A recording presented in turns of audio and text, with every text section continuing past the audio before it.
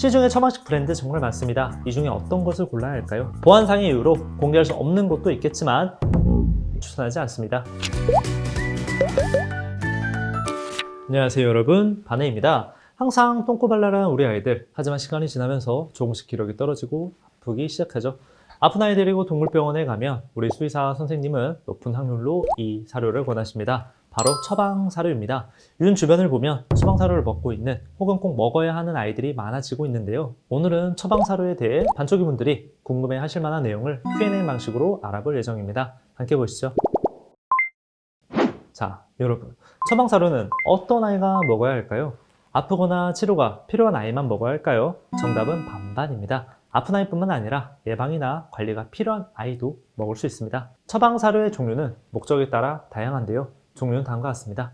식이 알러지가 있거나 피부 상태가 좋지 않은 아이를 위한 알러지 컨트롤, 다이어트 혹은 혈당 조절이 필요한 아이를 위한 오베시티, 예민한 장이나 위장관 질환을 위한 가스트로, 말기 신부전, 신장 관련 질환이 있는 아이를 위한 레날, 결석 예방 및 회복을 위한 유리너리, 간 질환 예방 및 회복을 위한 헤파틱, 신부전 및 심장 질환을 위한 카디악 등으로 구성됩니다. 처방식 브랜드마다 양리 기전이 모두 달라 조금씩 이름이 다를 수는 있으나 큰 틀은 비슷합니다. 그렇다면 처방사료 쭉 먹어도 될까요? 이건 아이 상태에 따라 다릅니다. 애초에 처방사료는 질환이 있는 아이를 위해 나온 것이라 쭉 먹어야 안전하죠. 가령 말기 신부전이 있는 아이는 단백질 제한이 필수적이기에 레날 처방식을 쭉 먹는 게 안전합니다. 반면 다이어트를 위해 처방식을 먹었다면 목표 무게를 달성하고 관리가 잘 되고 있으면 담당 수의사님과 상의 후에 일반식으로 넘어가겠죠. 이렇게 아이 상태에 따라서 처방사료를 쭉 먹거나 약치료를 병행하거나 목표 달성 후에 괜찮아져서 일반식으로 넘어가거나 등등 상황에 따라 유동적입니다. 자, 이제 핵심인데요. 시중에 처방식 브랜드 정말 많습니다. 이 중에 어떤 것을 골라야 할까요? 저는 처방식 회사의 브랜드 연역, 처방식의 효과성, 처방식 회사의 자체 연구진과 연구 성과, 이 세 가지 기준으로 보는 것을 추천합니다. 첫 번째, 브랜드 연역입니다. 이 부분이 사실 가장 중요합니다. 처방식을 만들기 위해서는 정말 많은 비용이 들어가는데요. R&D 예산, 담당 연구팀, 처방식 생산을 위한 자체 공장 보유 등 큰 자본이 필요합니다.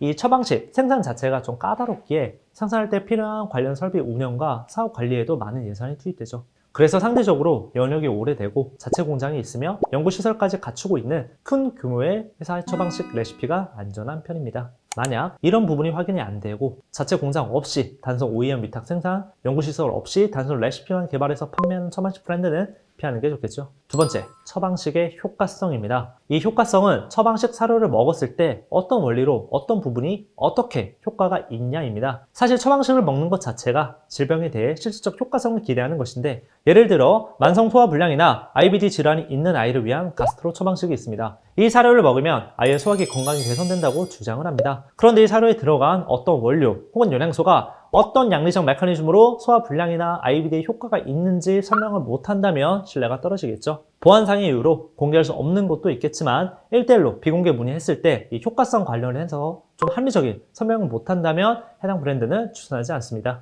세 번째, 자체 연구진과 연구 성과입니다. 처방식은 까다롭게 설계된 맞춤 사료입니다. 그렇게 많은 연구와 과학적인 데이터가 필요합니다. 즉, 처방식 브랜드 내에 자체 연구진이 상주해서 해당 처방식 레시피를 꾸준히 개발하고 연구해야 하는 것이죠. 만약 이런 것이 없다면 해당 레시피는 발전하지 않고 머물 것입니다. 21세기 현재 질병의 종류는 정말 다양해지고 변이되고 있습니다. 사람만 보더라도 새로운 감기약, 항생제 등을 꾸준히 개발하고 있죠. 그렇게 우리 반려동물 처방식도 꾸준한 연구로 레시피를 발전시키거나 관리해야 합니다. 처방식 브랜드인데 이런 연구진과 연구 성과가 없다면 저는 추천하지 않습니다.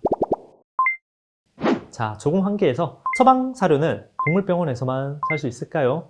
이건 노입니다. 현행법상 처방사료는 동물의약품으로 취급되지 않고 단순 단미사료로 취급이 됩니다.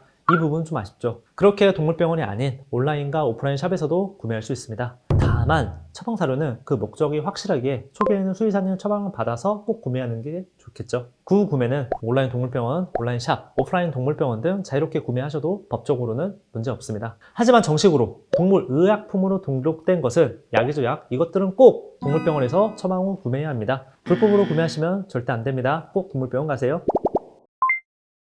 자, 오늘은 처방사료 관련해서 Q&A 방식으로 여러 부분을 알아봤습니다. 처방사료를 먹는 이유, 처방사료의 종류, 처방사료 브랜드 고르는 팁, 처방사료 온라인 구매 여부 등 많은 내용을 한 영상에 담다 보니 좀 자세하게 설명을 못 드린 부분이 있어서 개인적으로 좀 아쉽습니다. 이런 부분은 후속 영상에서 좀 더 자세하게 다뤄보겠습니다. 이상 반려동물에 관한 모든 정보 관우였습니다. 여러분 감사합니다.